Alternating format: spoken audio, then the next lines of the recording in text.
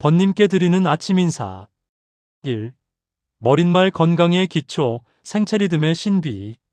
우리는 흔히 보약이나 특별한 음식을 통해 건강을 지키려 애쓰곤 합니다. 하지만 우리 몸 안에는 그 어떤 영양제보다 강력한 천연 건강 관리자가 살고 있습니다. 바로 생체 시계라고 불리는 리듬입니다. 이 시계가 제대로 돌아갈 때 우리 몸의 장기들은 비로소 제 역할을 다하고 면역력이라는 든든한 방패를 만들어냅니다. 오늘 번님께 전하고 싶은 이야기는 우리가 매일 반복하는 잠이라는 평범한 일상이 사실은 우리 건강을 결정짓는 가장 정교한 열쇠라는 사실입니다. 생체 시계란 무엇이며 교란되면 어떤 일이 생길까요? 생체 시계는 우리 몸이 24시간 주기에 맞춰 스스로 돌아가도록 설정된 내부 프로그램입니다. 우리가 해가 뜨면 깨고 밤이 되면 졸린 이유, 특정 시간에 배가 고픈 이유가 모두 이 시계 덕분이죠. 만약 이 시계가 고장나거나 교란되면 마치 오케스트라의 지휘자가 사라진 것 같은 혼란이 일어납니다. 단기적인 현상. 낮에 멍하고 집중력이 떨어지며 밤에는 잠이 오지 않아 괴롭습니다. 소화가 잘 안 되거나 기분이 예민해지기도 하죠. 장기적인 위험. 시계가 계속 어긋나면 당뇨, 비만 같은 대사 질환이나 심혈관 질환, 심지어 우울증 같은 마음의 병으로 이어질 확률이 높아집니다. 우리 몸의 모든 세포가 제때 일을 하지 못하고 엇박자를 내기 때문입니다. 중앙시계와 말초시계의 역할은 무엇인가요? 우리 몸에는 시계가 하나만 있는 게 아닙니다. 크게 중앙시계와 말초시계로 나뉘어 협동작용을 합니다. 중앙시계 오케스트라 지휘자. 뇌의 시상하부라는 곡교 차상에게 위치합니다. 눈을 통해 들어오는 빛을 감지해서 지금이 낮인지 밤인지를 판단하죠. 그리고는 온몸에 자, 이제 낮이야. 다들 일어나서 일해. 라고 신호를 보냅니다. 말초시계 오케스트라 단원들. 간, 심장, 근육, 피부 등 우리 몸의 각 장기에 들어있는 시계들입니다. 중앙시계의 신호를 받으면서도 각자의 임무에 집중합니다. 예를 들어 간에 있는 시계는 중앙시계가 낮이라니까 이제 들어오는 음식물을 에너지로 바꿔야겠군 하고 준비하는 시기입니다. 3. 사회적 시차란 무엇이며 왜 발생하나요? 사회적 시차는 내 몸이 원하는 시계와 사회가 요구하는 시계가 일치하지 않을 때 발생합니다.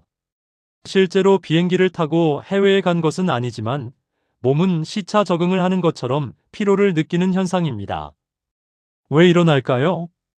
보통 평일과 주말의 수면 패턴 차이 때문에 생깁니다. 평일에는 회사나 학교 때문에 억지로 일찍 일어나다가 주말에 몰아서 늦게 자고 늦게 일어나는 것이 대표적인 사례입니다. 생체 시계를 교란하나요? 네, 아주 심하게 교란합니다. 월요일 아침이 유독 힘든 이유가 바로 이 사회적 시차 때문입니다. 주말 동안 몸의 시계를 2~3시간 뒤로 밀어놓았다가 월요일에 갑자기 당기려 하니 몸은 나는 아직 일요일 밤인데 왜 깨우는 거야? 라며 비명을 지르는 것이죠.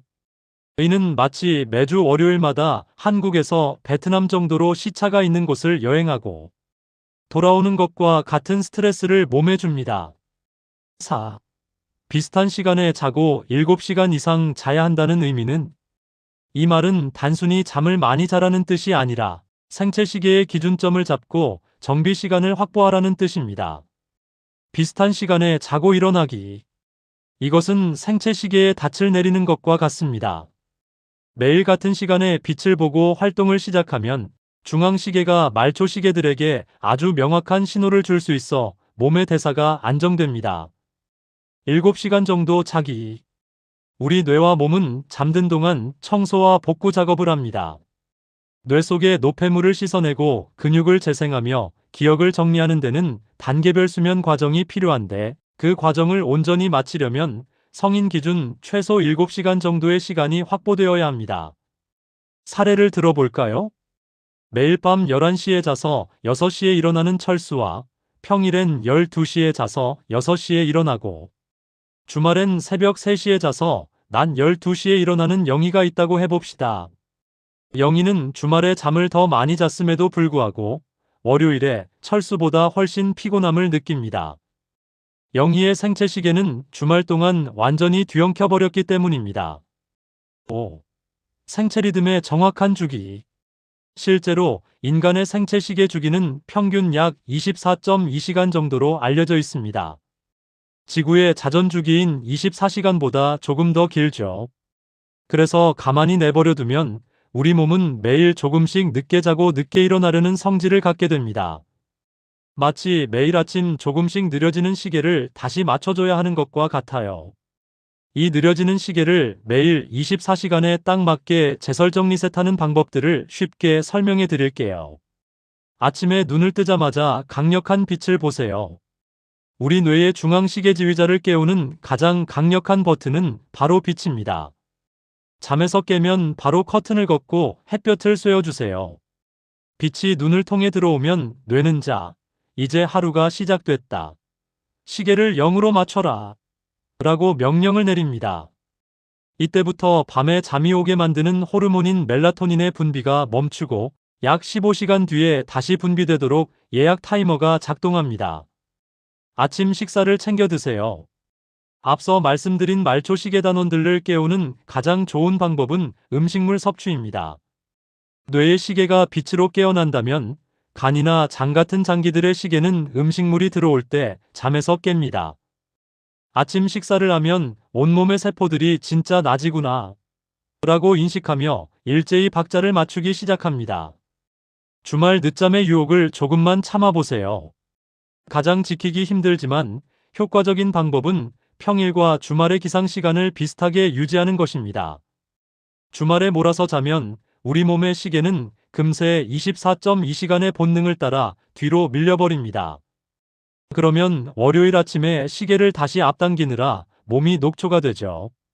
정 피곤하다면 늦잠보다는 낮에 30분 정도 짧은 낮잠을 자는 것이 생체 시계 유지에 훨씬 유리합니다. 밤에는 빛의 다이어트가 필요합니다. 아침엔 빛이 보약이지만 밤 10시 이후에 밝은 빛, 특히 스마트폰의 블루라이트는 독이 됩니다. 밤늦게까지 밝은 빛을 보면 뇌는 아직 낮인가 보네 라고 착각해서 시계를 더 뒤로 밀어버립니다. 잠들기 1~2시간 전부터는 집안 조명을 낮추고 스마트폰 사용을 줄이는 것만으로도 다음날 아침에 일어나는 게 한결 수월해집니다. 결론적으로 우리는 게으른 것이 아니라 시계 조절 기능이 아주 예민한 분일 가능성이 높습니다.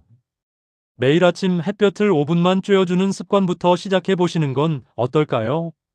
맺는 말 건강한 변화를 응원하며 마무리하기.